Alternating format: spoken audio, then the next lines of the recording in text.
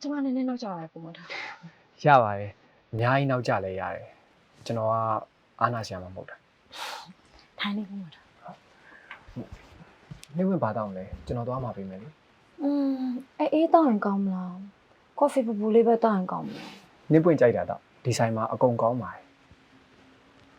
ဘာတောင်းရင်ကောင်းမလဲမသိဘူးအော်အဖို့မေးကြည့်လိုက်အောင်မယ် ဟမ်အဖိုးမခေါ်လာလား ဟေးလေ ဘာမှလဲ ပတ်ဆိုင်တယ်မှာ ဗျာ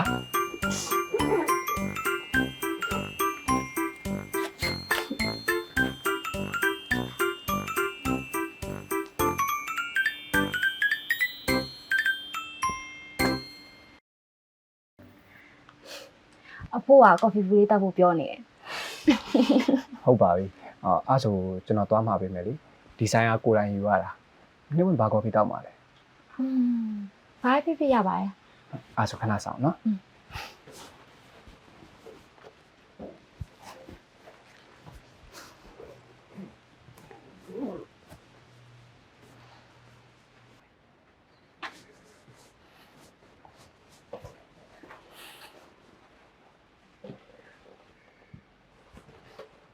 နေပွင့်တောက်ကြည့်လိုက်ပါဦး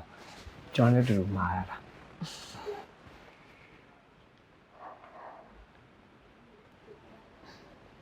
ကော်ဖီလေးကကောင်းတာပဲ ကျွန်တော်မှာပေးရမို့လို့လေဟိုဒါနဲ့နှစ်ပွင့်ကျွန်တော်ဘာပြောဖို့ရှိနေတာလဲ ပြောရမှာပေါ့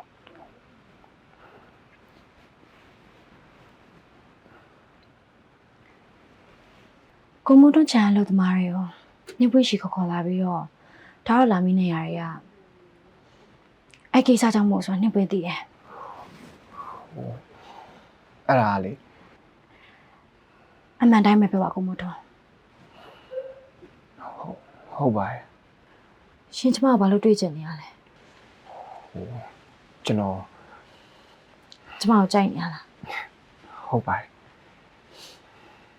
ကျမကိုကြိုက်နေရဆိုရင်တော့ကျေးဇူးတင်ပါတယ်ဒါပေမဲ့ကျမဘက်ကညင်ရလိမ့်မယ်ကိုမိုးတွန်း ဗျာ ကိုမိုးထွန်းကဇာတာရိတာနော်ကျမစနေဓမ္မတော်ကအင်းဝါရစာအရာလဲကျမတို့နေနေမတည့်ဘူးပြီးတော့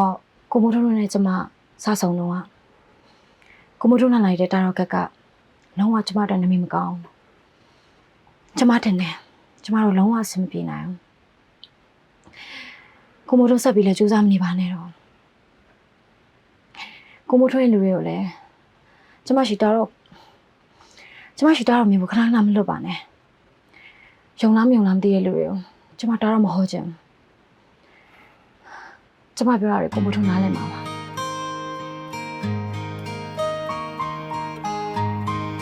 ကော်ဖီထွက်ကျေးဇူးပါပဲကိုမိုးထွန်း